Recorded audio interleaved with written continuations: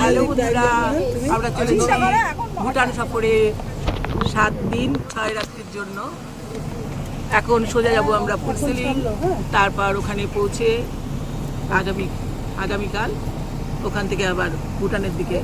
কোথায় যাচ্ছি এবং কি কি করছি দেখার জন্য আমার সঙ্গে থাকতে হবে। এই যে দেখো আমার সঙ্গীরা রয়েছে। হাই হাই করতে একটু, হাই হাই হাই হাই পলি।